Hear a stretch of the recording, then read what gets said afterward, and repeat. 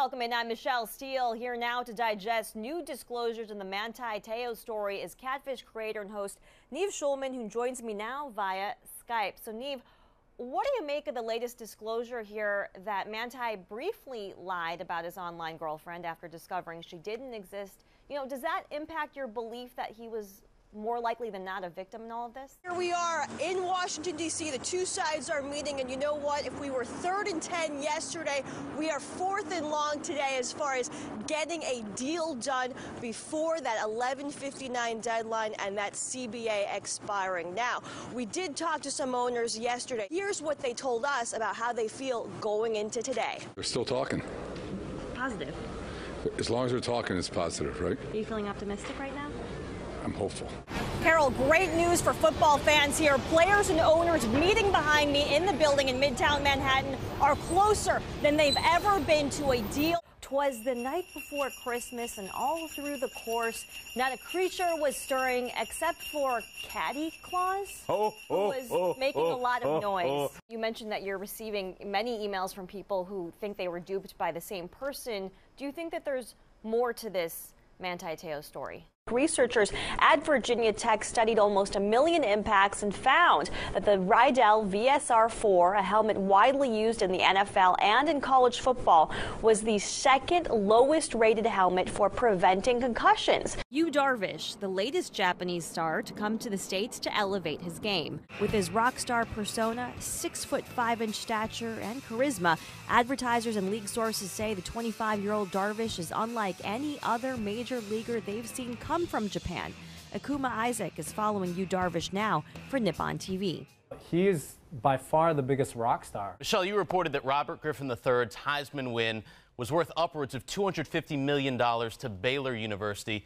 What is this going to be worth for Texas A&M? Steve, obviously it's early on in this process, but it's already been worth millions. Apparently, the media coverage to Texas A&M alone is worth $50 million, and that's just since Saturday. This is all about A&M shaking loose their old identity, is kind of playing second fiddle to Texas in the Big 12 and finding this new identity in the SEC. Hinch and 20 Cousins are going to split the money evenly. The rest of the cards will be on display here in Baltimore at the National Sports Collectors Convention. As for that addict, the family says it's all cleared out. He's not returning your calls. You say that the probe into the team's finances has a predetermined outcome. Do you think you're effectively being forced out by Major League Baseball?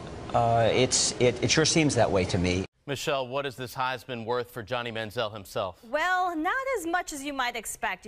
Thanks to NCAA rules, he's not really allowed to become Johnny Cash yet. I did ask an old Heisman winner, Andre Ware, who won it in 1989, if you win the Heisman, are you set for life? And he said, no. Not at all. It's historic now, except now history has its own serial number. Game 3's first pitch is high and away.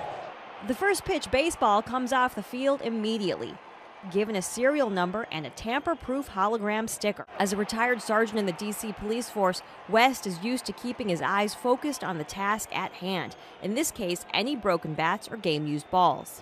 Basically, we have to be in position to actually witness it, because we can't authenticate an item that's not witnessed. In the team store, you can buy everything from a $300 game-used base plate to a $75 game-used ball to this $100 locker room-used bottle of champagne for when the Nats clinched.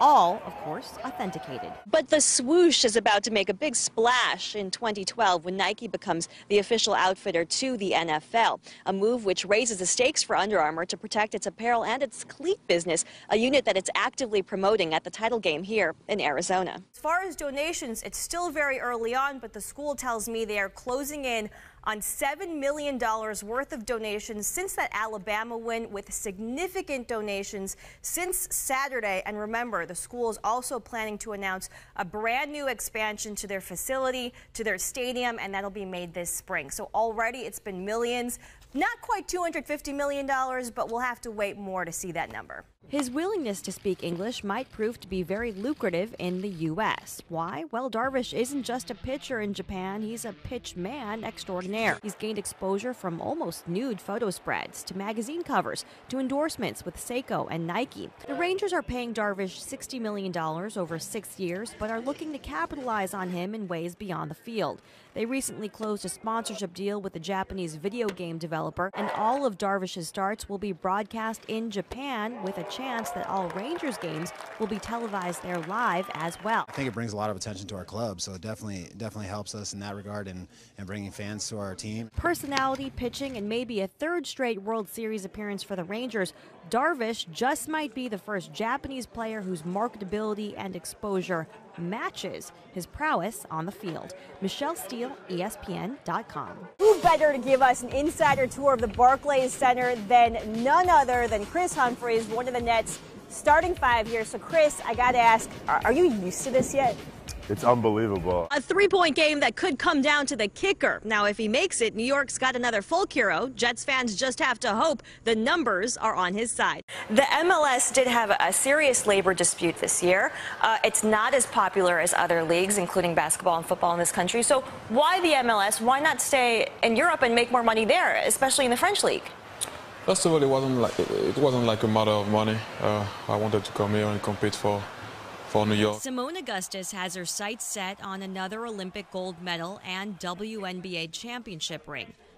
But she's also pursuing a different kind of ring, a wedding ring.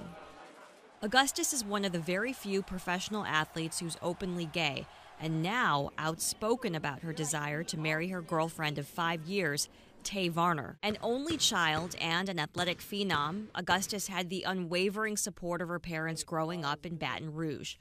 But she says it was still nerve-wracking coming out to them as a teenager when she was forced to explain a hickey. She was like, so you're telling me what I think you're telling me? And I was like, yes, ma'am. She was like, so you're gay? And I said, yes, ma'am. Do you think things are changing among athletes in general, both men and women, as far as support for other gay athletes? It's a lot easier, for, I feel, a female athlete to be able to come out and get that support. Do you think that's why there have been no men that have come out thus far? I don't know.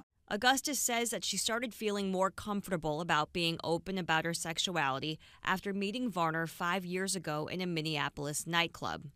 Augustus proposed on a beach in Miami in late 2010. Augustus and her fiancé plan to hold their wedding here at the Walker Art Center in Minneapolis next May, even though same-sex marriage is not currently legal in Minnesota.